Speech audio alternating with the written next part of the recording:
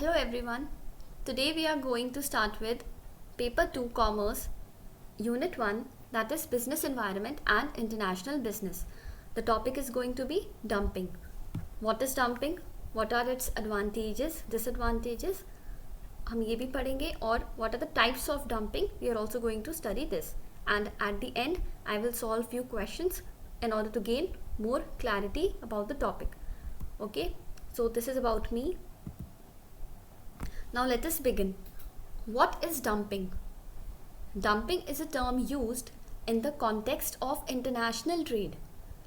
जब हम import export करते हैं तब dumping का concept आता है. It's when a country or company exports a product at a price that is lower in the foreign importing market than the price in the exporter's domestic market. Now let us understand this. Suppose ये है USA और you can also take an example of China और ये है India. Okay? अब USA और China ने किसी भी एक कंट्री ने मान लो इंडिया में कुछ सामान भेजा लेस प्राइस पे. ओके, लेस प्राइस पे इंडिया में कुछ सामान भेजा. तो यहाँ पे सबसे पहले बताओ कि एक्सपोर्टर कौन है और इम्पोर्टर कौन है. जो सामान बेचता है दैट इज एक्सपोर्टर और इंडिया क्या हो गया, इम्पोर्टर. ओके, अब जब दूसरी कंट्री में आप कम प्राइस पे सामान अपना बेच रहे हो, सेल कर रहे हो, तो दैट इज कॉल्ड डंपिंग. आप खुद की कंट्री में मतलब यूएस अपनी खुद की कंट्री में तो महंगे प्राइस पे ही सेल कर रहा है, प्रॉफिट मार्जिन इंक्लूड करके, बट वो दूसरी कंट्री में कम प्राइस पे सेल कर देते हैं. अब इसके काफ़ी रीजंस है कि ऐसा वो क्यों करते हैं. या तो रीज़न हो सकता है कि वो मार्केट शेयर गेन करना चाहते हैं.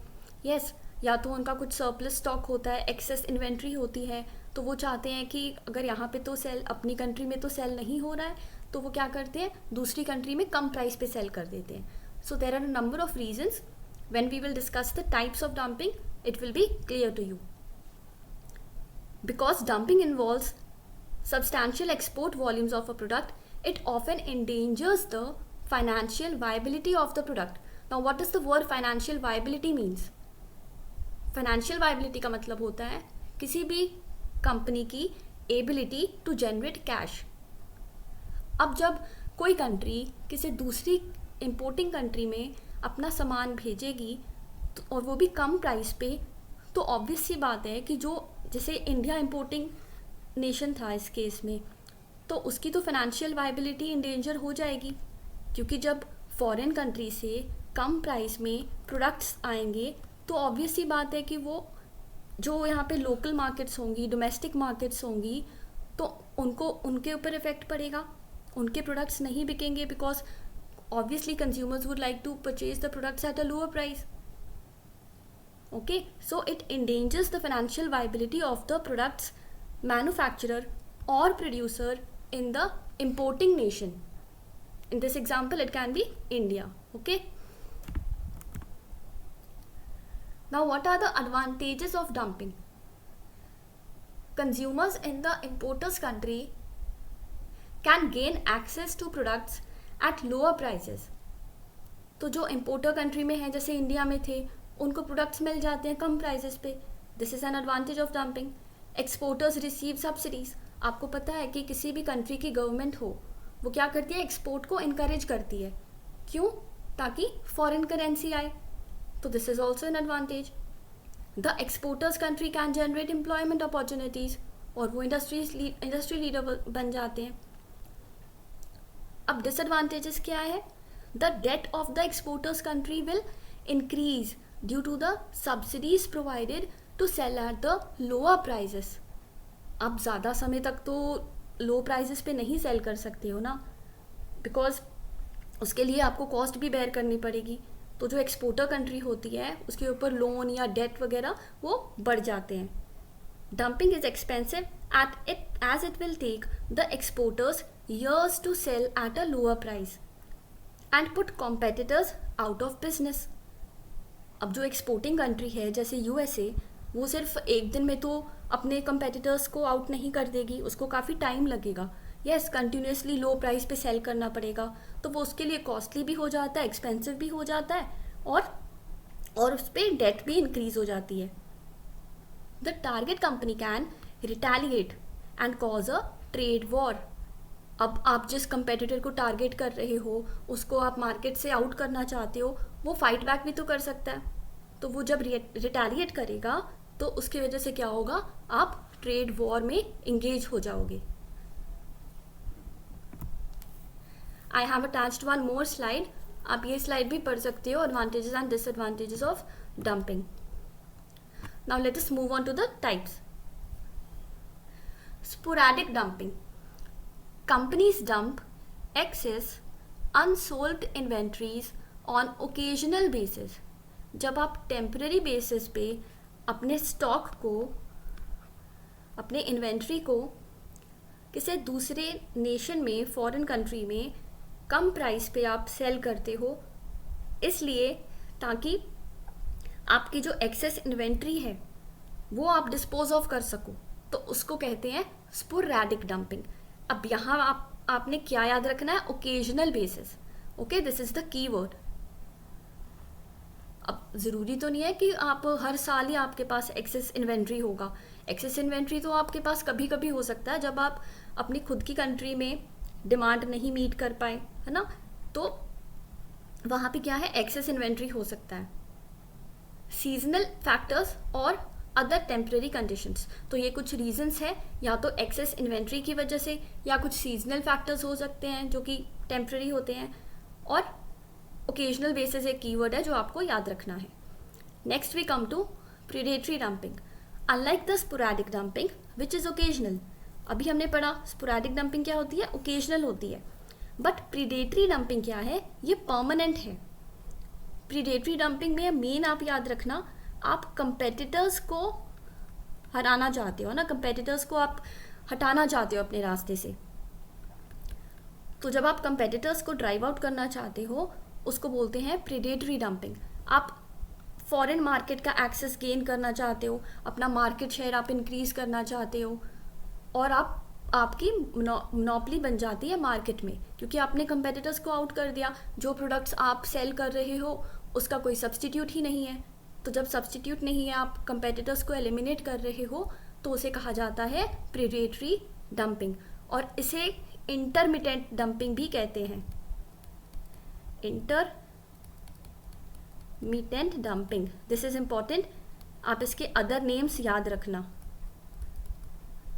कई बार स्ट्रेट अवे ऐसा ही क्वेश्चन आ जाता है कि which dumping is also known as intermittent dumping, तो your answer would be predatory dumping.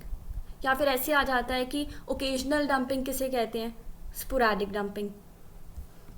Okay, third we come to persistent dumping. अब ये है long period dumping. Long period dumping, when a country consistently sells product at a lower price in the foreign market than the local prices, वही जो dumping का concept है ना, lower prices importing country में, और खुद की कंट्री में आप जो नॉर्मल जो प्राइस है अपने प्रॉफिट रख के आप सेल कर रहे हो, तो इसे कहा जाता है persistent dumping. It happens when there is constant demand for a product in the foreign market. तो इसका एग्जाम्पल हम ले सकते हैं, जैसे कि अगर जो जापान है, जापान ने अपने इलेक्ट्रॉनिक्स खुद की कंट्री में हाई प्राइस पे सेल किए, क्योंकि कोई कंपेटिटर नहीं था, कोई फॉरेन कंपेटिटर उसको आके कंपटीशन नहीं दे रहा था, तो उसकी मोनोपोली थी, तो उसने क्या किया, हाई प्राइस पे सेल किया। यस, पर दूसरी कंट्री में, किसी दूसरी फॉरेन कंट्री में, मान लो इंडिया में या यूएस में, दूसरी कंट्री में उन्होंने क्या किया, कम प्राइस पे सेल किया। किस लिए, ताकि वो मार्केट शेयर गेन कर पाए। यस, प्रीडेटरी डंपिंग में क्या था, यहाँ पे मोनोपोली थी, पर ये मोनोपोली किस लिए थी, क्योंकि आपने कंपटीशन ख़त्म कर दिया था। ओके, और यहाँ पे है कि आप किसी कंट्री में लगातार कॉन्स्टेंटली परसिस्टेंटली आप लो प्राइस पे सेंड कर रहे हो, सामान अपना सेल कर रहे हो, तो इसे कहा जाता है परसिस्टेंट डंपिंग। और यहाँ पे आप एक और बात याद रखना कि जैसे मैंने जापान का एग्जांपल लिया ना, तो यहाँ पे जापान क्या करेगा, फुल कॉस्ट प्राइसिंग अडॉप्ट करता है। यस, फुल कॉस्ट प्राइसिंग अपनी कंट्री में तो फुल कॉस्ट प्राइसिंग, और अगर मान लो अगर इसने यूएस में या फिर इंडिया में इसने अपने प्रोडक्ट्स इलेक्ट्रॉनिक्स वगैरह डंप किए है ना या भेजे, तो वहाँ पे मार्जिनल कॉस्ट प्राइसिंग। अब इसमें डिफरेंस क्या होता है मार्जिनल कॉस्ट प्राइसिंग और फुल कॉस्ट प्राइसिंग में? Just remember one thing, full cost pricing means you are considering the variable cost plus the fixed costs, okay, and in marginal cost pricing only variable costs are considered, so you set the price accordingly। यहाँ पे आप दोनों खर्चे cover करोगे, और India में marginal cost adopt कर रहे हो या यूएस में मार्जिनल कॉस्ट अडॉप्ट कर रहे हो, और वहाँ पे सिर्फ आप वेरिएबल कॉस्ट कवर करोगे। तो ऑब्वियसली जहाँ पे वेरिएबल कॉस्ट कवर कर रहे हो तो इसका मतलब वहाँ पे प्राइस कम रखोगे आप। रिवर्स डंपिंग क्या है? डंपिंग का कॉन्सेप्ट आपको समझ में आया? बस वो कॉन्सेप्ट को रिवर्स कर दो। जैसे डंपिंग में क्या था कि यूएस क्या करेगा, अपनी कंट्री में महंगा और दूसरी कंट्री में इंडिया में मान लो कम प्राइस पे, पर अब हमने इसका रिवर्स कर देना है, मतलब कि इंडिया पे वो महंगे प्राइस में भेजेगा गुड्स को और खुद की कंट्री में कम प्राइस रखेगा। Okay, so this is what reverse dumping. अब यहाँ पे रिवर्स डंपिंग का एक अदर नेम भी है, non conventional dumping. You have to remember this also. I hope you are writing with me. Okay, non conventional dumping, ये किसका other name है? रिवर्स डंपिंग का। So let us read now. Reverse dumping happens when the demand for the product in the foreign market is less elastic. अब less elastic या inelastic, इसका क्या मतलब है कि अगर आप प्राइस को इंक्रीज कर रहे हो या प्राइस को डिक्रीज कर रहे हो, इसका डिमांड पे कोई भी इम्पैक्ट नहीं होगा। अब इसका फ़ायदा उठाती हैं दूसरी कंट्रीज़। वो क्या करेंगी, उनको पता है कि अब यूएस क्या करेगा कि उनको पता है कि इंडिया में तो हाई प्राइस पे सामान बिक ही जाएगा, इंडिया की तो डिमांड लेस इलास्टिक है, हम कुछ भी प्राइस रखें, हम चाहे प्राइस कम रखें या ज़्यादा रखें तो वो तो हाई प्राइस, इंडिया की मार्केट तो हाई प्राइस टॉलरेट कर ही लेगी। Okay, this is a feature that the foreign country tolerates the high price. अब देखो, it means that the price changes do not impact the demand, therefore the company can charge a higher price in the foreign market and a lower price in the local market. US अपनी खुद की local market में कम price charge कर रहा है और India में high price. So next is social dumping. These are not so important, you can just go through it. Social dumping, product dumping या फिर competition dumping. Okay, you can pause the video and read it, but main जो types थे वो मैंने आपको explain कर दिए, उसके advantages. And I have also, this chart is very important. You can take a screenshot and note it down in your notebooks. जो भी keywords हैं मैंने वो यहाँ पे एक ही चार्ट में आपको डिफरेंसेस के फॉर्म में लिख दिए हैं। This is very important. यहाँ पे मतलब आपको यहीं से जैसे क्वेश्चंस बन सकते हैं कि जैसे देखो यहाँ पे कंपटीशन को एलिमिनेट करना, यस, मोनोपोली क्रिएट करना, और स्पोरेडिक डंपिंग में हमने क्या पढ़ा था, एक्सेस स्टॉक्स को लिक्विडेट करना, डिस्पोज ऑफ करना। परसिस्टेंट डंपिंग क्या था, लॉन्ग पीरियड डंपिंग। अब रिवर्स डंपिंग क्या है, डंपिंग का opposite. Okay, so I hope you have understood the concept. Now let us do the questions. What does the term dumping refer to? You can read the options, try to guess the answer.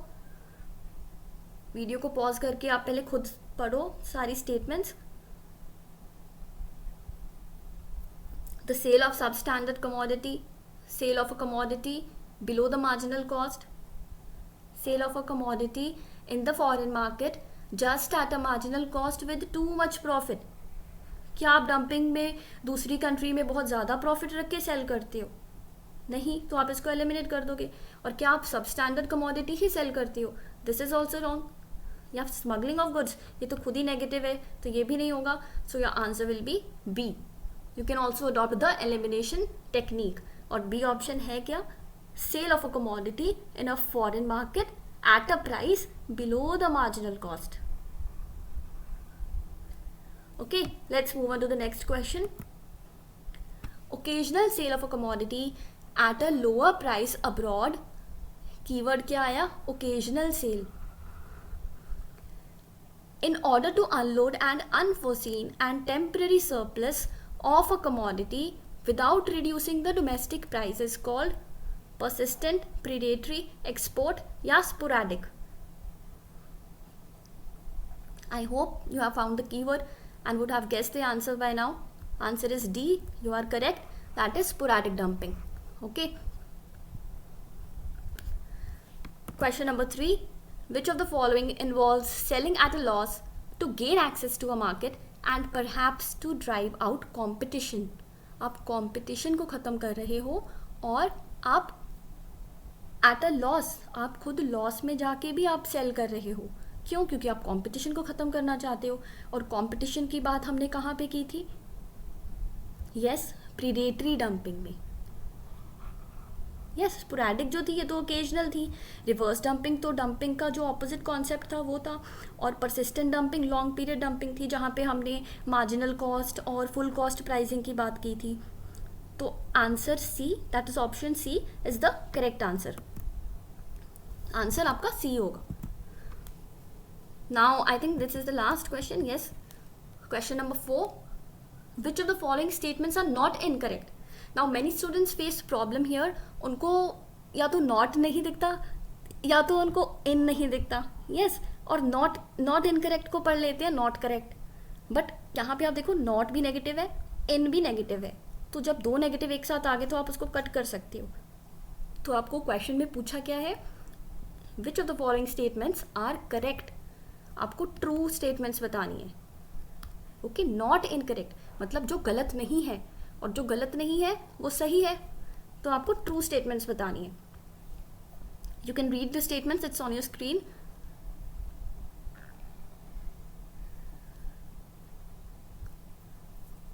Sporadic dumping is selling of goods at a low price in the foreign market to get rid of the excess inventory. Dispose of कर रहे हो आप access inventory, जो भी आपका access stock है, कि ठीक है अपनी कंट्री में तो सेल नहीं हो रहा है, फॉरेन मार्केट में ही कम प्राइस पे बेच देते हैं. तो सही है या गलत? ऑब्वियसली सही बात है. Predatory dumping is selling a product at a low price in the foreign market due to differences in elasticity of demand. क्या हमने प्रीडेटरी डंपिंग में इलास्टिसिटी की बात की थी? नहीं. प्रीडेटरी की बात इलास्टिसिटी की बात हमने रिवर्स डंपिंग पे की थी. Yes, I'll just show you. ये देखो, रिवर्स डंपिंग में हमने यहाँ पे पढ़ा था कि लेस इलास्टिक या इन इलास्टिक की बात हमने की थी. तो यहाँ पे तो प्रीडेटरी डंपिंग लिखा है कि प्रीडेटरी डंपिंग में इलास्टिसिटी की बात होती है. तो ये गलत हो गया. यहाँ पे तो रिवर्स डंपिंग होना चाहिए. और वैसे भी रिवर्स डंपिंग में तो दूसरी कंट्री में आप क्या करते हो? महंगा बेचते हो. Yes, now so this is wrong. Third option, persistent dumping is destroying of competitors. Even at a loss initially, आप competitors को ख़त्म कर देते हो शुरुआत में, and then after eliminating the competitors, एक बार आपके competitors eliminate हो गए तो आप वापस से प्रोडक्ट को फॉरेन कंट्रीज में भी हाई प्राइस पे ही बेचते हो. तो आप ये persistent dumping में करते हो? नहीं, आप ये predatory dumping में करते हो. कंपेटिटर्स को एलिमिनेट करने की बात हमने प्रीडेटरी डंपिंग में की थी. तो आपका आंसर क्या होगा? Only option A is correct. Okay, this is your answer. I hope this concept is clear. It is important. ये काफ़ी कंपेटिटिव एग्जाम्स में पूछा जाता है. तो this is all for today. See you in the next video. Thank you. If you like our classes, then do like, share and subscribe. See you in the next video. Bye bye. Take care.